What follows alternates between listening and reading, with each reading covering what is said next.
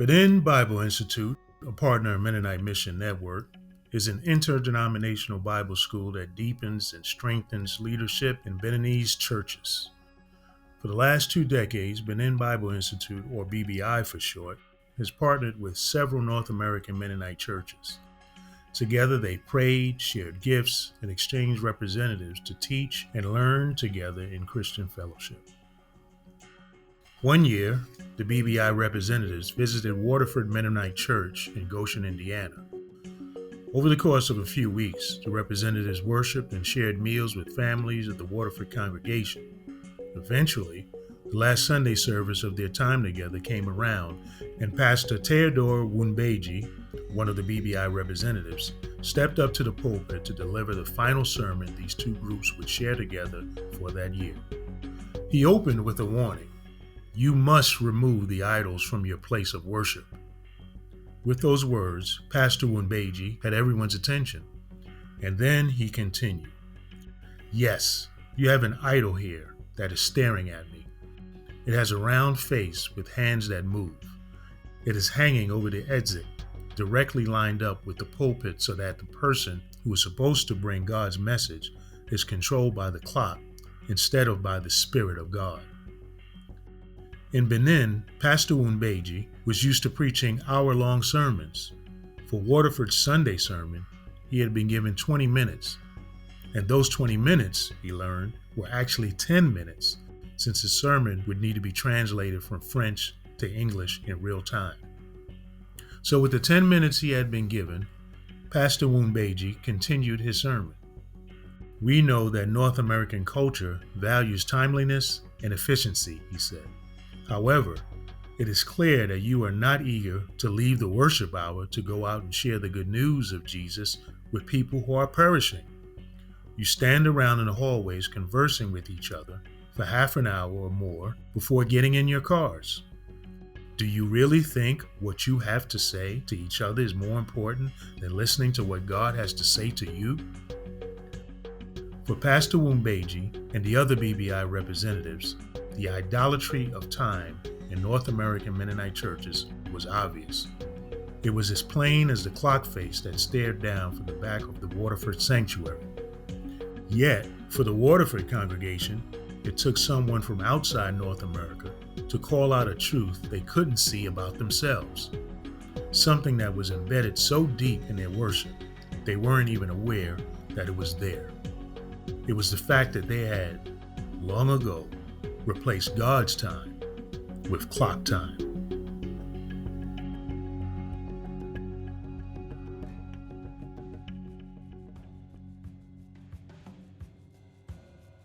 At what point does Christianity change a culture? And when does a culture change Christianity? On this episode of MissionWary, we'll get to both of those questions. Before we do that, though, first, we need to circle back to a question we only scratched the surface of in our first episode.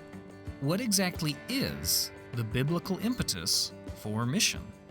And, spoiler alert, we're going way deeper than just the Sunday school answer of the Great Commission. Linda and I will talk with James Crable, who has been connected with Mennonite Mission Network for decades, both as a mission worker and in administration for mission programs. Thanks for joining us. Hey, Linda.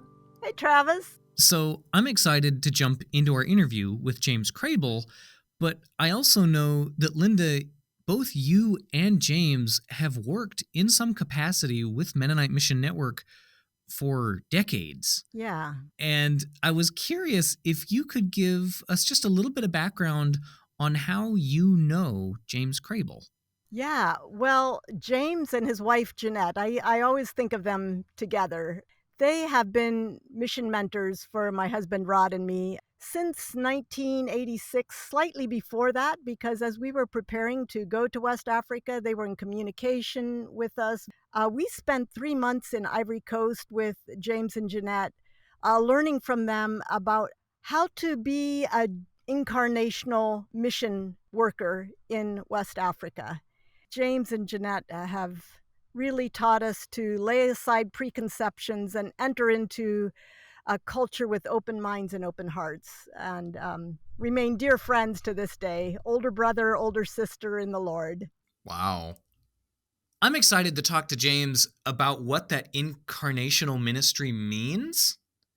Because that, for me at least, that's kind of a new term, it feels like. Yeah, James talks about ways that Christian faith encounters another culture. And I just wanted to share a story that I've remembered from what James taught us about incarnational ministry.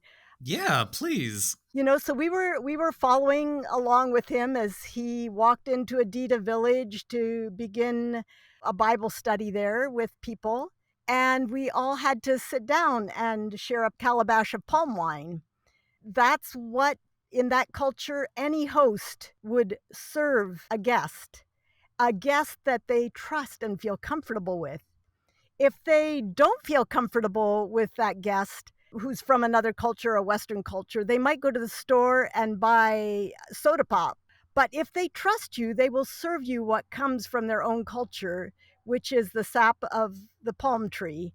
So we came in, and here comes this calabash, a dried out gourd used as a cup, and it gets passed around the circle. Everybody has to take a sip.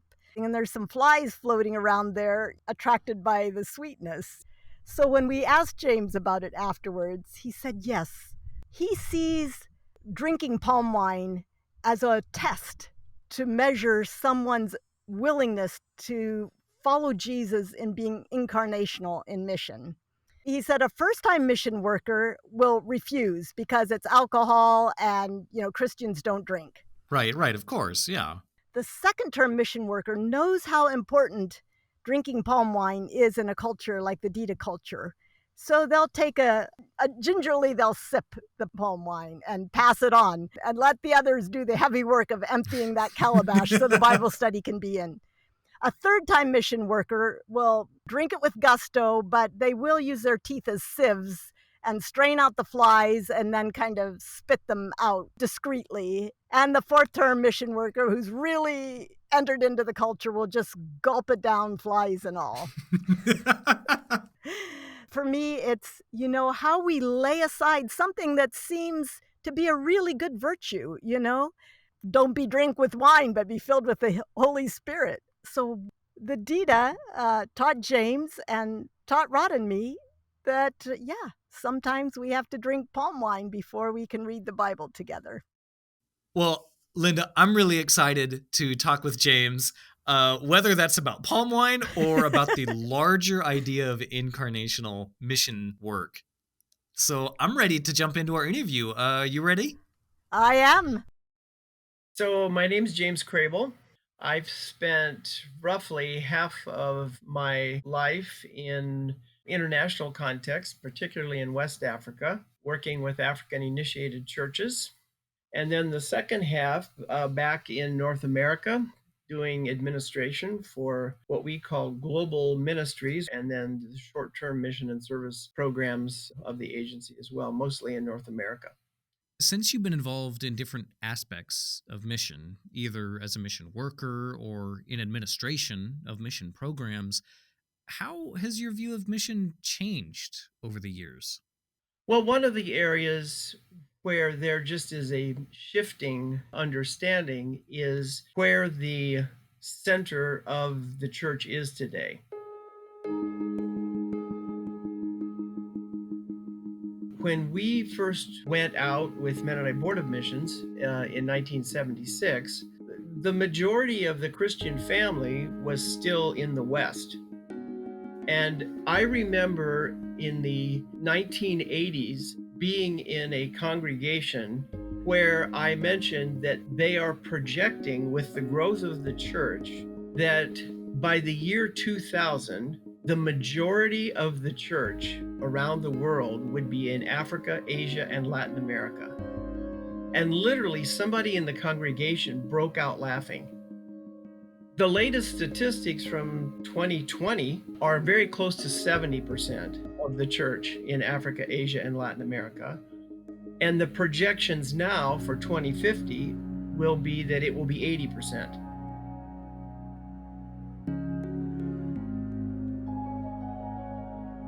So that really should shift our understanding of how we as Western Christians fit into the growth of the church worldwide.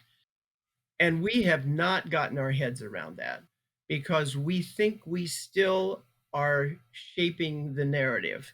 And it's totally bound up in ethnocentrism, racism, the colonial past, and we have a lot of work to do in imagining what this means. This may seem like a softball question, but I am curious, what do you consider the impetus for mission? Well, the simplest answer to that is that God is a missionary God. The impetus doesn't come from us. It's not something we conjure up or create. God is a God who, from the beginning, wanted to set things right with the world when we screwed it up.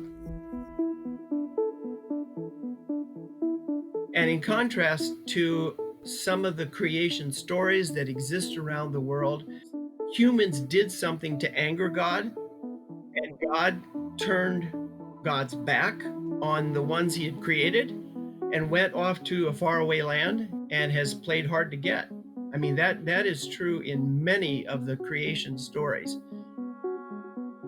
The massive difference between that and the story we've inherited in the scriptures is that even though we rebelled against God, God came back into our space looking for us, and our ancestors hid behind the bushes in shame. But God came into our space and called out our names and wanted to make peace. And the entire biblical narrative, I think, has to be framed in missiological terms. You know, I've often been amused when I've been asked to preach a sermon on mission, and people ask me, well, you know, like, what text do you want to use? You know, and that generally means, is it going to be Matthew 28 or Acts 1:8? They've got like 4 options for me. And I often say, well, I don't know if your church has the time to read the no, you know, we're a Bible believing church, and you know, whatever text you choose will be fine. You know, then I say, well, if that's the case, I'd really like to start with Genesis and then end with Revelation, because the Bible is fundamentally a mission book, a book of God's mission. God choosing a people to participate in God's mission. It's not our mission, it's God's mission. And all the way through into the New Testament, the people who tell the story of Jesus, there are 4 of them in the New Testament. We do not call them the 4 historians, the 4 theologians, or the 4 psychoanalysts. They are the 4 evangelists. So that's the impetus. God is the impetus, and God frames the initiative and the people, and ultimately, by coming and living among us, shows us what this mission can look like. That actually goes a long way in answering my next question, which is, what does faithful mission look like? Oh, did I mention Jesus? Once or twice, I think. I'll have to go back and check the tape. Seriously, you can trace the good and bad streams of mission history by how far people embrace or remove themselves from Jesus. The way he went about carrying that out in his ministry is just so helpful, because more often than not, he would start with people's presenting needs. With Nicodemus, he was prepared to answer hard questions. With Bartimaeus, blind man, he asked, "What can I do?" To a woman who has a long experience with a flow of blood, you know, he doesn't say, "I'm going to heal your eyes." He says, "You have an issue and you need to be cleansed." And so he addressed issues that were before him. So that becomes central to what in mission language we call contextualization. God becoming flesh and living among us is the biggest statement about mission. It means God came into our world, ate our food, walked our streets, slept in our beds, shared meals with people, and then sent people out to do the same.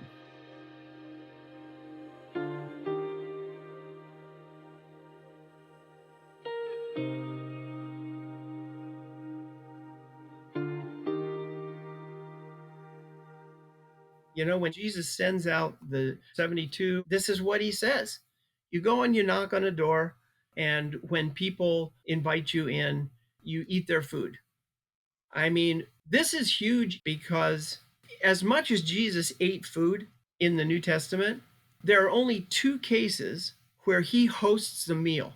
He does it at the Last Supper and at the fish fry after the resurrection on the beach. Everywhere else, he is eating somebody else's food.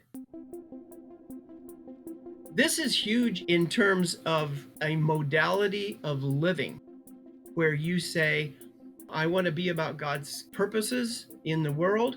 And in order to do that, I'm going to make myself vulnerable to other people as hosts. Now, suppose when we talk about trying to connect with our neighbors or whatever, rather than saying we ought to invite those people over for a meal, we would say, I wonder when they're available for us to come over and eat a meal at their table. And even though culturally that's probably less appropriate than in Jesus' time, that's still a posture of saying, if we're going to develop friendships and relationships, this isn't about us as the host. This is about entering other people's worlds and hearing their stories. That is a summary of the incarnation, of God becoming one of us. And when we go wrong, it's generally when we try to create our own centers of power and empires. So that mission accomplished is when people have been cloned into our image. That's what colonialism is. That's not what the incarnation is about. It's exactly the opposite.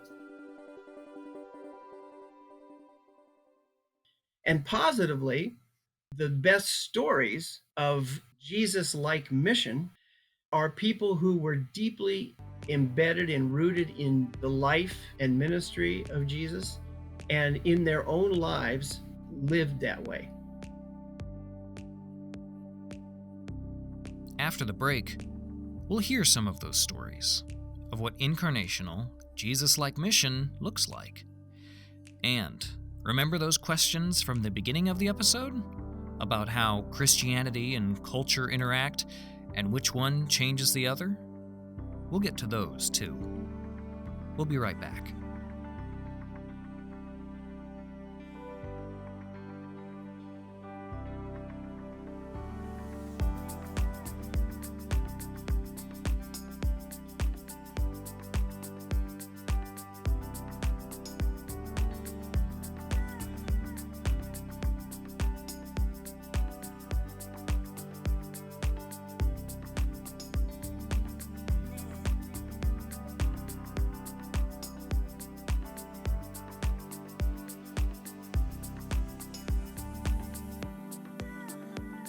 So, what are some of the positives or the highlights in the history of mission that Christians can look to as examples for how to practice mission today?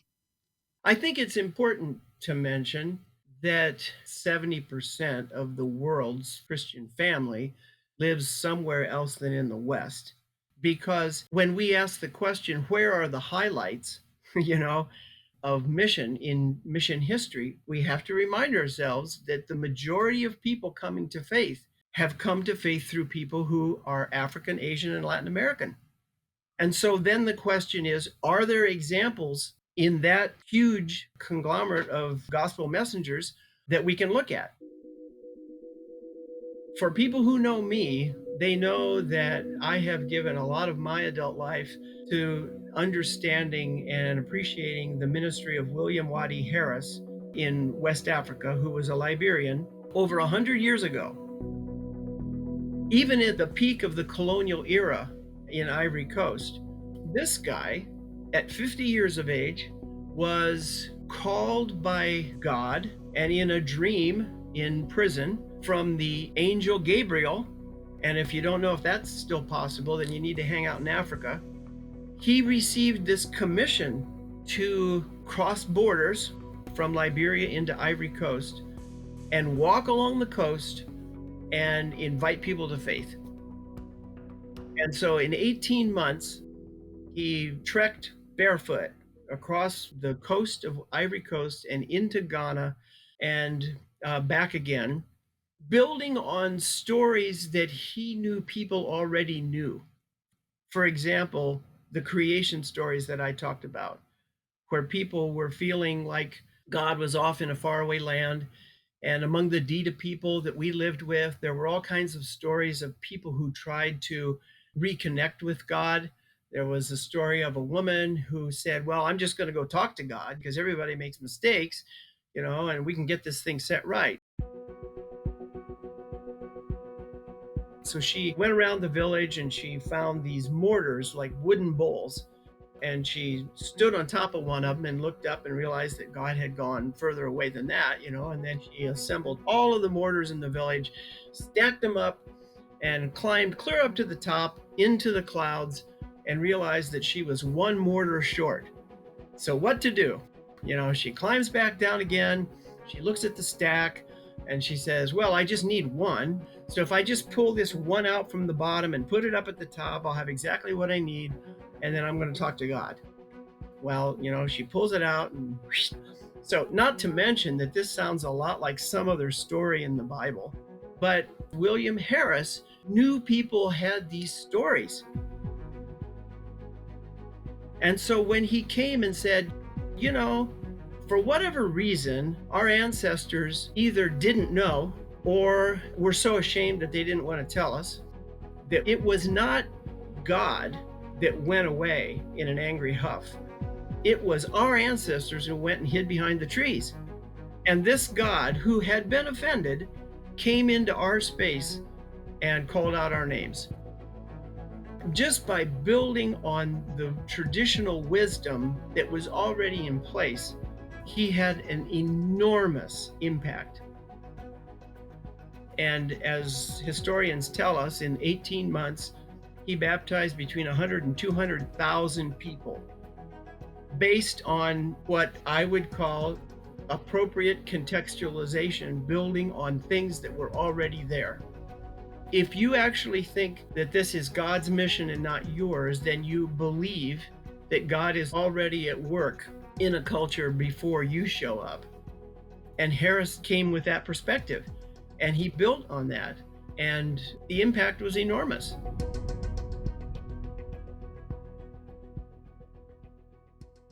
And he did something else that has become a big part of my life.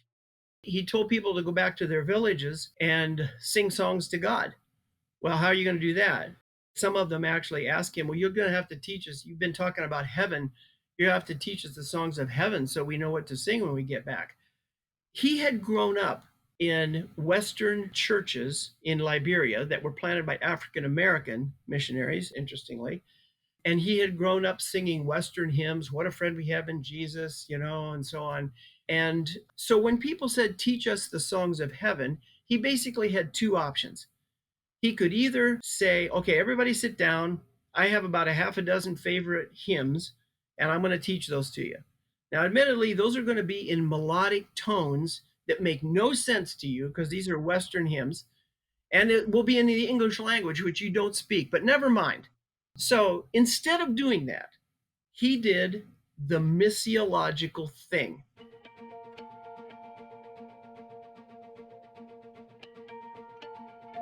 And that was, he said, what are you singing now? Not what can I teach you, but what are you singing now? And as it turns out, the Dita people had 40 categories of music, not 40 songs, but 40 genre of music, work songs, twin songs, love songs, all kinds of stuff. And one of those was love songs that young people, young men and women would line up on the central plaza of the village and start singing, back and forth. Apparently somebody sang him one of those. The young women are singing, "Here I am, sitting under the mango tree, ripe and ready to pick. Come and help yourself." So he said, no, no, no, no. That's probably not the kind of stuff you should be doing in church. So sing me some more. And they sang him a praise song that were composed for the chief of the village, when every now and then he would walk out of his house and throw a big cloth over his shoulder and walk through the village, and the young women would throw flower petals in his path and say, well, how great you are, how you take us into battle, how you protect us, you put food on our tables. And these became praise songs for the leadership. He said, that's it. That's what you do. You take those songs and you go back to your village and you rework those to now bring glory to the chief of all the chiefs in the world. And they went to work.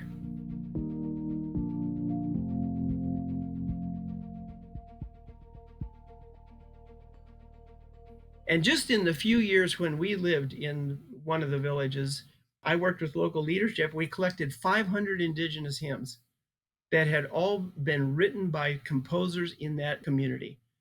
That is possible because instead of Harris teaching people 6 hymns, which they would still be singing today, he unleashed the creativity based on what their culture was already offering.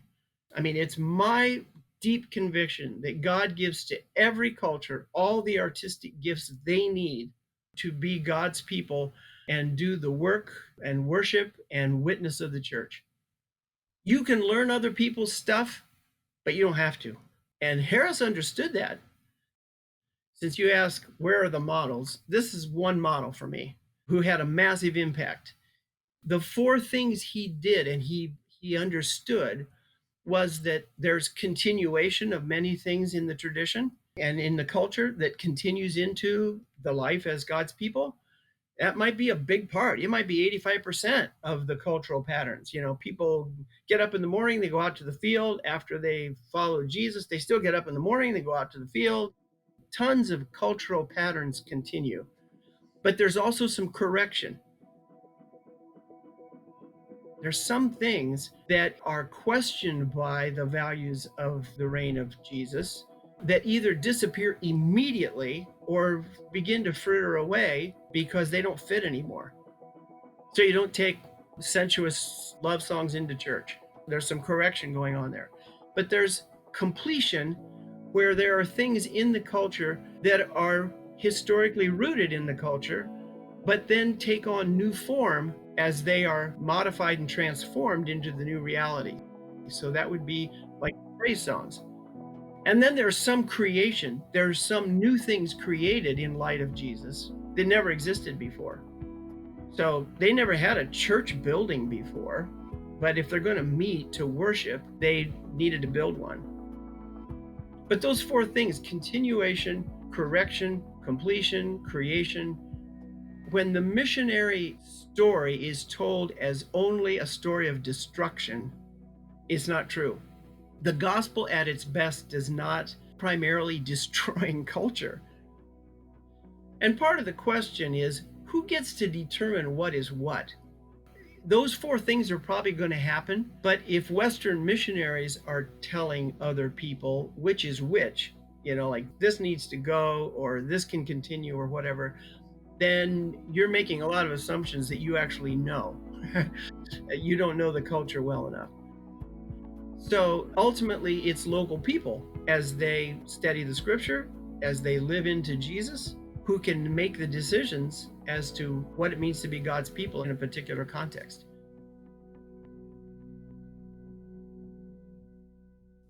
All right, Linda, thank you for staying with me through that interview. Yeah, so much to explore.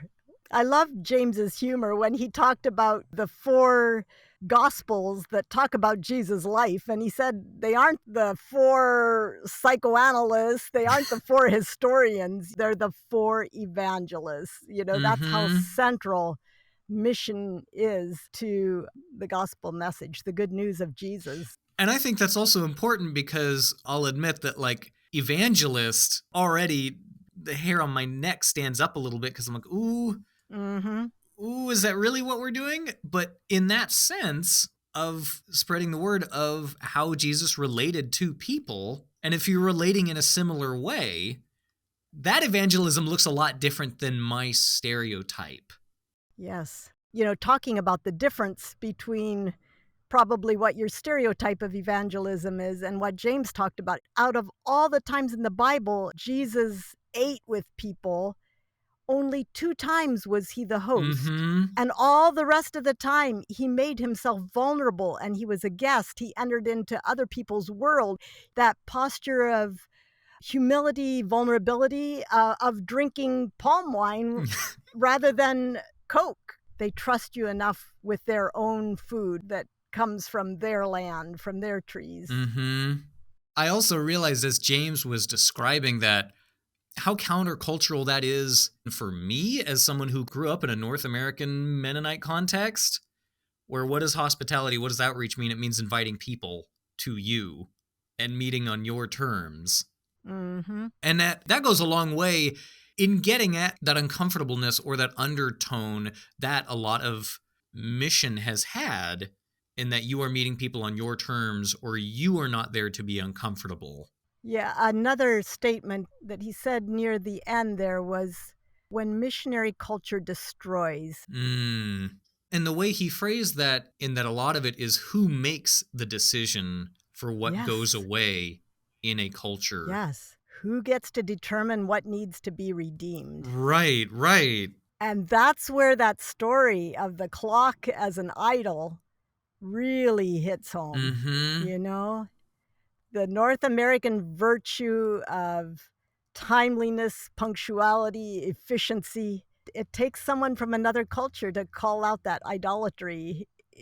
For me, I mean, I was shocked, Well, because some of that is so embedded in us that we don't even think about it. Right. Linda, we are coming up at the end of this episode of MissionWary, and I'm looking forward to the next episode. Me too, Travis. This is great, this adventure and mission. So, that's our episode. Thanks for joining us. For more information about what Mennonite Mission Network is doing through partnerships across the U.S. and around the world, follow us on Facebook, Instagram, or go to our website, MennoniteMission.net.